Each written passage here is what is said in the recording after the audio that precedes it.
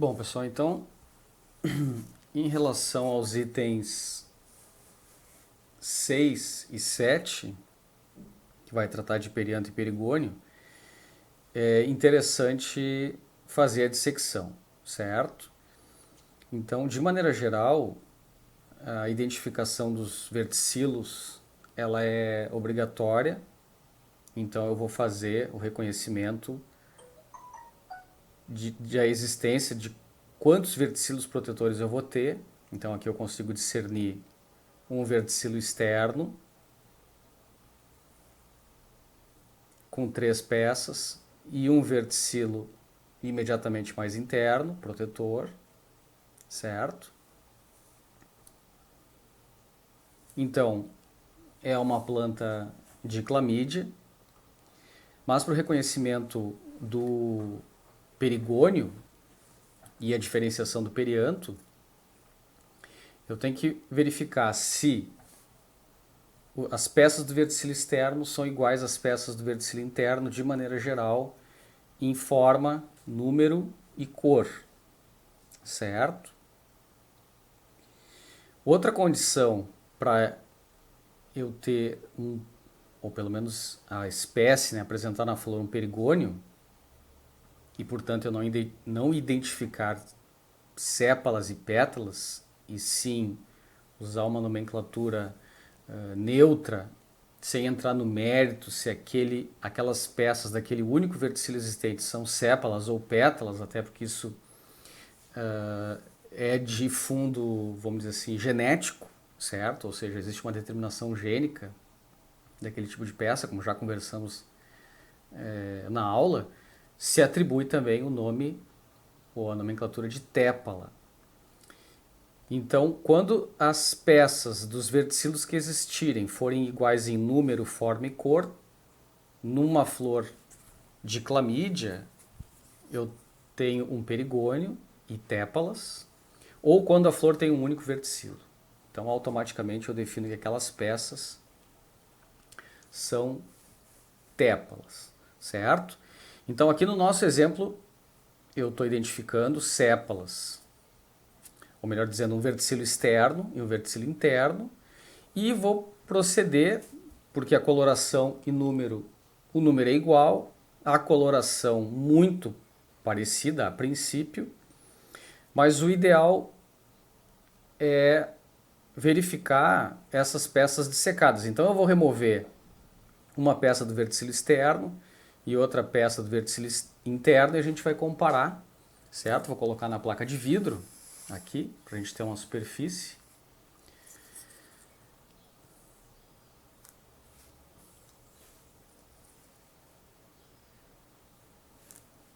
De uma superfície de dissecção. E eu quero distender essa peça, aqui estou distendendo essa peça, para tentar verificar se elas são iguais em forma também, certo?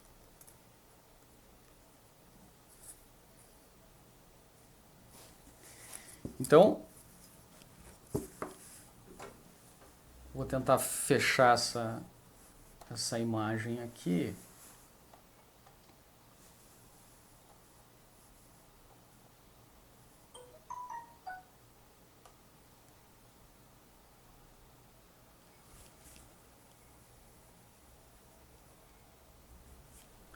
E a gente consegue ver com uma certa clareza as duas peças, peça do verticilo externo e a peça do verticilo interno. Então, para a forma, a gente vai considerar um sistema de eixos e proporções, ou seja, eu tenho o eixo longitudinal e o eixo longitudinal da peça do verticilo interno e o eixo transversal de ambas. E quando eu considero essas proporções aqui, eu vejo que a relação dos eixos não é a mesma. Porque eu tenho um eixo transversal que cabe quase 4 vezes no eixo longitudinal. E o eixo transversal da peça do verticilo interno não. Ela provavelmente é maior do que o equivalente à metade do eixo longitudinal. Então, Quando eu entendo a forma em relação à proporção dos eixos, eu tenho que a forma da peça do verticilo externo não tem a mesma forma da peça do verticilo interno. Então aqui eu posso considerar com boa segurança que essas peças não são iguais, embora a tonalidade geral da coloração e a faixa de distribuição da coloração seja muito parecida, com uma base esverdeada e tem uma transição gradual e depois uma cor em bordô ou púrpura mais intenso, certo? Então posso considerar com certa tranquilidade que tenho sépala e pétala. Então tenho na flor que observamos 3 sépalas e 3 pétalas, certo?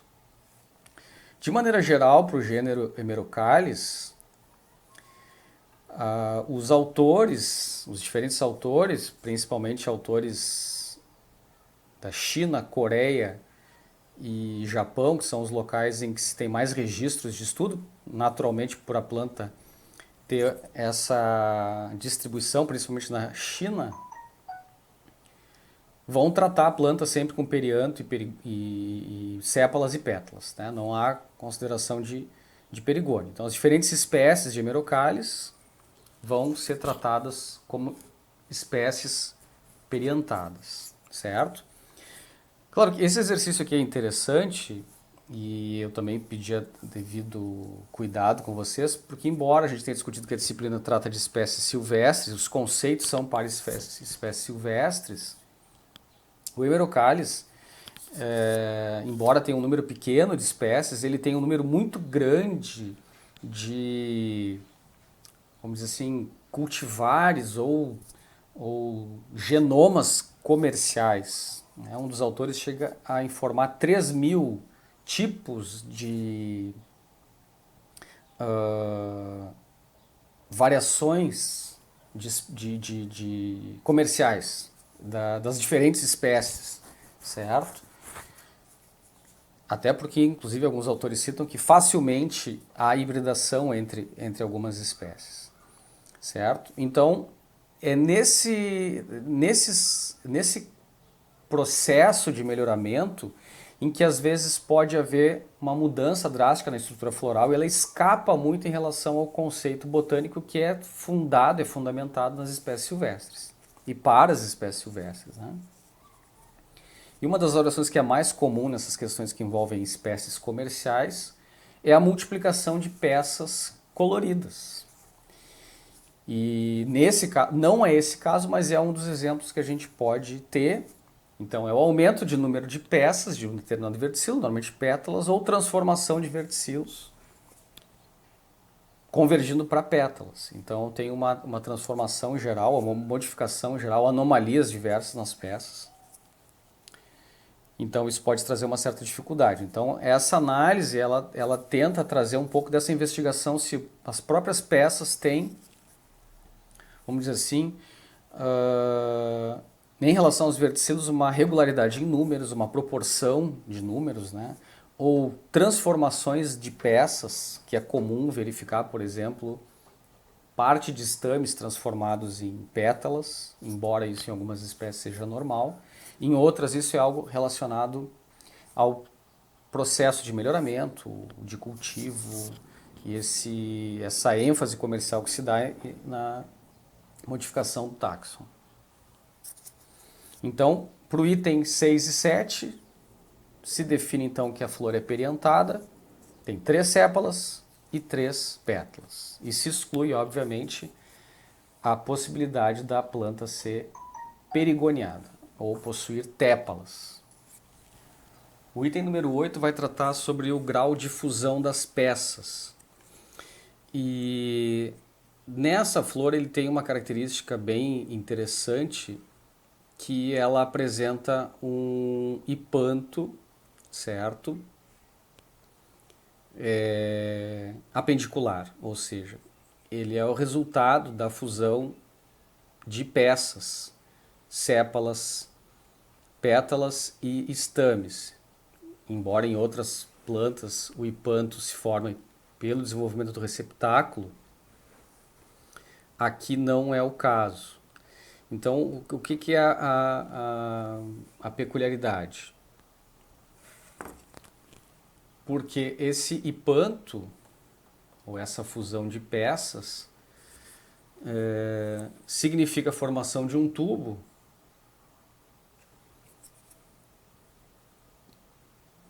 e na parte superior do tubo, na porção distal desse tubo, é que as peças vão se tornar individuais. Então só aqui que a gente vai conseguir, vamos dizer assim, fazer o destacamento e a individualização dessas peças. Certo? Mas a fusão das peças existe. E aqui não existe não apenas a fusão entre peças do mesmo verticilo, ou seja, a fusão entre sépalas, fusão entre pétalas. Aparentemente, embora os estames não parecem estar fusionados entre si na base, e sim fusionados às peças do perianto, certo? Existe a fusão entre sépalas e pétalas também, certo? Então existe o que a nomenclatura vai definir como conação, ou seja, fusão entre peças do mesmo verticilo, e adnação, fusão entre peças de verticilos distintos, no caso, sépalas com pétalas e estames com sépalas e com pétalas, certo? Considerando que existem 6 estames, 3 deles vão se desenvolver opostos às pétalas, ou seja, na mesma linha das pétalas, e os outros 3 na mesma linha das sépalas, certo?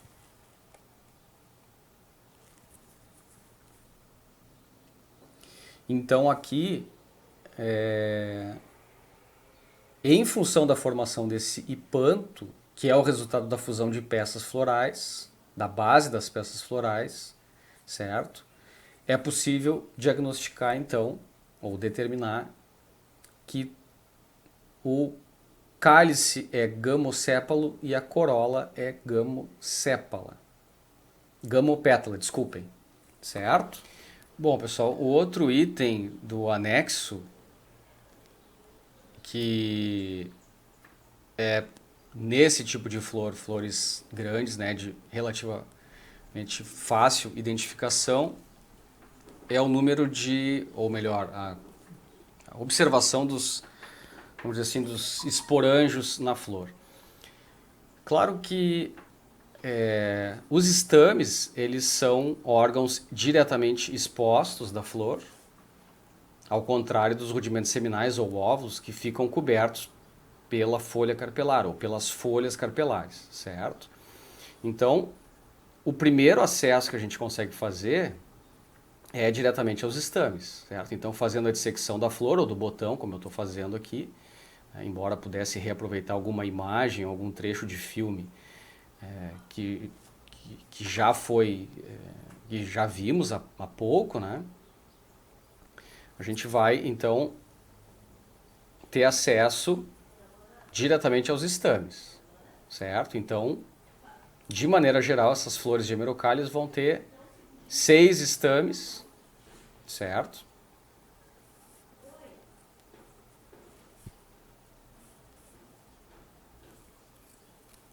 E, como já vimos anteriormente, até a gente poderia aproveitar a flor já dissecada, certo? Na região ovariana, claro que a gente tem que ter uma magnificação maior. Então, agora na edição do vídeo eu coloco uma imagem do detalhe da seção transversal dos carpelos, que é uma imagem que eu vou aproveitar para outras etapas também do nosso vídeo, né? Então deixa eu fechar mais a imagem aqui, certo? Então, trazer foco para a imagem. Então, aqui na região ovariana, essa porção mais clara, deixa eu trabalhar com a agulha histológica aqui, nessa porção mais clara, esbranquiçada aqui, ficam agrupados os rudimentos seminais. Claro que a gente não tem magnificação nem resolução aqui para discernir um rudimento seminal do outro, mas com a lente macro a gente consegue discernir lóculos e rudimentos seminais, certo? Então, essas estruturas que estão agrupadas aqui, os esporângios, são homólogos aos estames, certo? Então, são equivalentes. São órgãos originalmente produtores de esporos. Esporos esses, como a gente já viu em detalhe, eu vou colocar uma imagem de detalhe também. Não dessa etapa, obviamente, né? Em germinando, vão acabar produzindo grãos de pólen, certo? Bom, uma coisa importante que a gente pode aproveitar aqui, que também faz parte do nosso roteiro, é verificar o modo de abertura das anteras. Então a gente consegue ver a antera com essa estrutura alongada aqui, em cada um dos estames, e aparece essa linha, inclusive que a antera já está abrindo, certo? Então é uma abertura que ocorre ao longo da antera, então é uma abertura longitudinal. Existem outros tipos de abertura, certo? Que inclusive a gente vai tratar em aula teórica. Então, com relação à presença de esporângios, a gente vai considerar esses esporângios funcionais, tá? Então, estames e carpelos com rudimentos seminais, certo? Então, são estames e carpelos. A gente não está tratando aqui da presença e ausência de estaminóides ou carpeloides, certo? Órgãos não funcionais. Então, isso em relação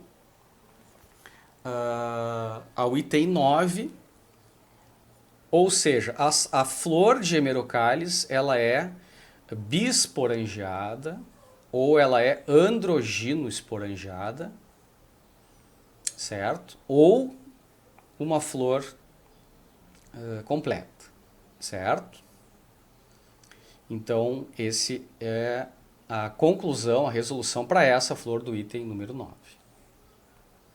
E a gente pode colocar uma nomenclatura que é comum, muito usual nas descrições, muito usual nas comunicações, definir que essa flor aqui é monoclina.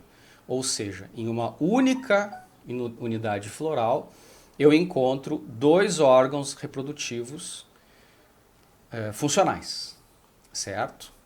Então essa flor aqui pode ser tratada como monoclina, certo? Que é o equivalente à bisporangiada ou androgino-esporangiada. E numa linguagem ainda mais comum pode ser chamada de hermafrodita, certo?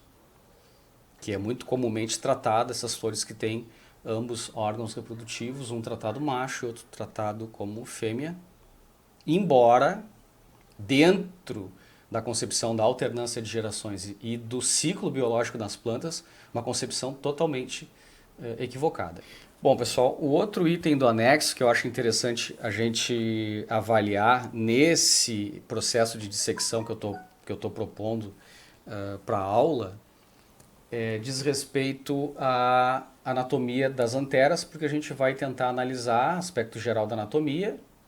Claro que eu também vou colocar uma inserção de uma imagem feita em macro fotografia dessa mesma flor, em que, em feita a seção transversal das anteras, a gente consegue identificar tanto as tecas quanto os esporângios e o próprio conectivo, certo? Principalmente as tecas e em função dos esporângios associada à forma e à coloração, vista desarmada com bastante facilidade a gente consegue, tá? Bom, com o botão floral a gente pode fazer esse seccionamento, tá? Talvez até fosse mais útil um botão floral mais desenvolvido, mas eu acredito que aqui a gente vai conseguir. Então eu posso iniciar o seccionamento, certo?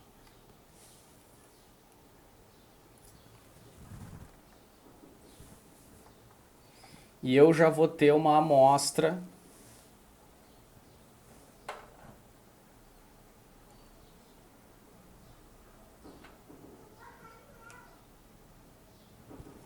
de anteras seccionadas transversalmente, certo? E eu consigo observar essas regiões protuberantes, certo? Principalmente na região ventral das próprias anteras.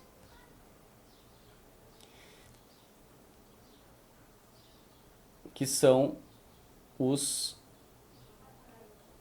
esporângios, propriamente ditos, tá? Então ali dentro, essa coloração amarelada é principalmente em função dos grãos de pólen, certo?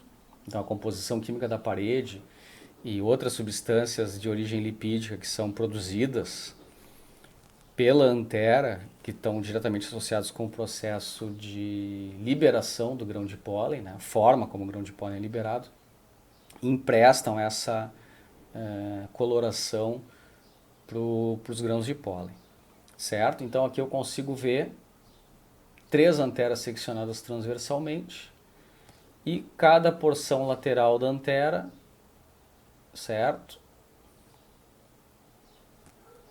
Aqui e aqui é uma teca, certo?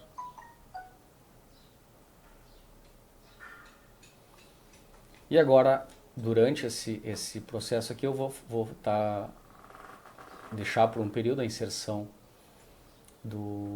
da imagem com o detalhe da anatomia, certo? Mas a vista desarmada, a gente consegue perceber, certo? As estruturas. Deixa eu melhorar o foco para vocês aqui, certo? Então a facilidade de cortar transversalmente em botão é por causa, acredito que já comentamos, da própria estrutura da flor, o enrijecimento natural que essa estrutura fechada tem, que facilita o corte transversal, o seccionamento transversal, certo? Então aqui a gente consegue identificar a antera, tecas, esporângios e conectivo. Seguindo esse tutorial para análise da estrutura floral, associado, orientado pelo anexo, a relação do número de estames com, no caso, o número de pétalas, aqui nesse caso. Então aqui eu estou tirando as sépalas, certo? E eu vou comparar o número de estames em relação à corola, em relação ao número de peças da corola. Então a gente já viu durante a dissecção desse material, são três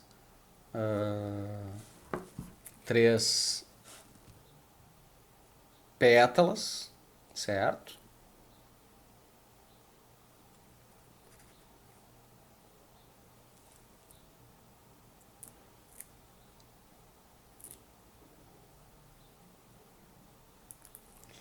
E 6 estames. Aqui tem inclusive um ficou colado na pétala aqui.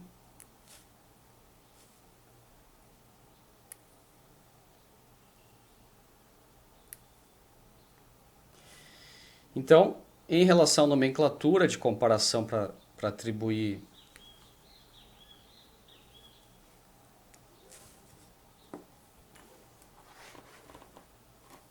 estrutura do androceu,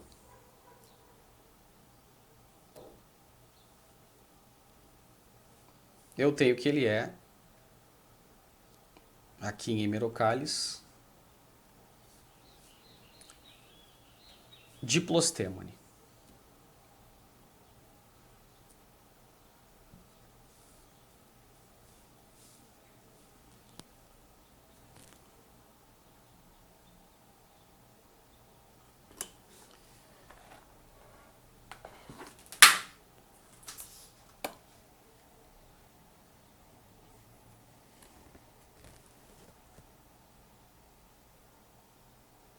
2 estames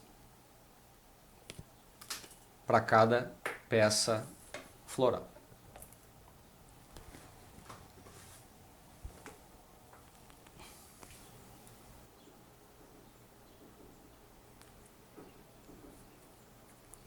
Então, uma vez feito o seccionamento, eu consigo observar de fora para dentro, para que a gente consiga fazer a correlação com a estrutura geral da flor, o hipanto, que é aquela região que a gente já tratou, que diz respeito à fusão de sépalas, pétalas e inclusive filetes da antera, certo?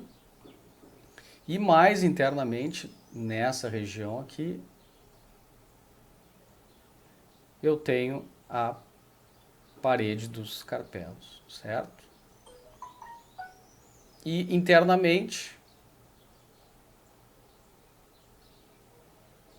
eu tenho os esporângios, os rudimentos seminais, certo? Aqui.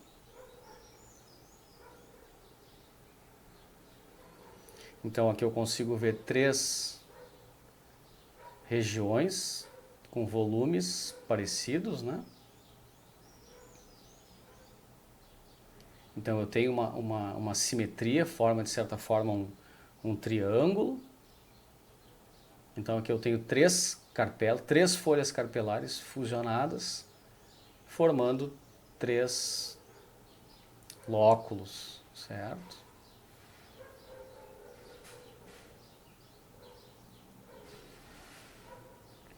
Então esse discernimento à vista desarmada ele já fica um pouco difícil.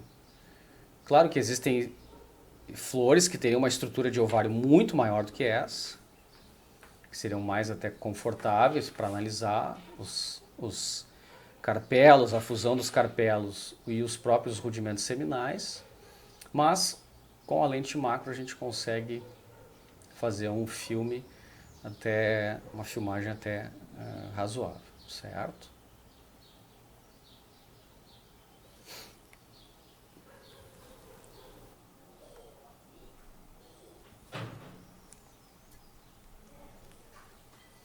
Bom, pessoal, outra condição que a gente pode obter do disseccionamento da flor é em relação à posição do ovário, certo? Então, fazendo o seccionamento longitudinal, a gente vai ter acesso à porção basal da própria flor e uma característica muito interessante desse material aqui, que inclusive normalmente gera muita discussão em sala de aula, né, e ponto para bastante análise e revisão, é, claro, a questão da posição do ovário, mas a associação da formação desse tubo que, em associando a emergência das peças muito acima da parte superior do ovário, acaba gerando num primeiro momento uma certa confusão na aplicação do conceito da posição do ovário, certo? Então essa flor acaba sendo bem interessante, ou flores que formam o tubo, muito interessante para o reforço do conceito da posição do ovário, certo? Então,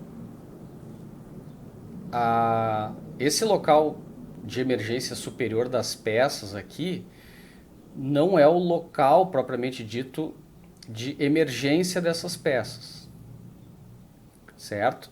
Muito menos esse tubo, esse hipanto, ele está aderido ao ovário. Então, o ovário se encontra livre, certo?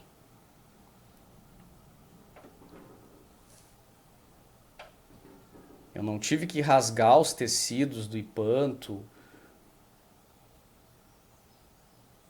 ou dissecar o hipanto para expor o ovário, certo? Simplesmente se formou um tubo em volta do ovário, mas não estava aderido ao ovário. E o local de emergência desse tubo, que é o resultado da fusão das peças, está no mesmo nível ou logo abaixo da base do ovário, certo? Então essa flor ela é considerada uma flor de ovário súpero, certo? Ou seja, a posição do ovário é súpero, e a flor de maneira geral é chamada de perigina ou perígina, certo? E existe variação na apresentação desse tubo. Ele pode ter um diâmetro bem maior. Aqui praticamente as paredes do tubo é paralela, mas em outras plantas ele até pode terminar mais estreito ou pode terminar com um diâmetro muito maior, formando um copo bem aberto, um copo bastante raso, certo? Então, de novo, reforço de aplicação da metodologia da seção longitudinal para a gente ter acesso a essa relação de posição e grau de fusão entre as peças para poder fazer a correta diagnose da flor em relação à posição de ovário e estrutura geral da flor em relação a essa posição do ovário. Tá? Então aqui um ovário súpero, flor perigina.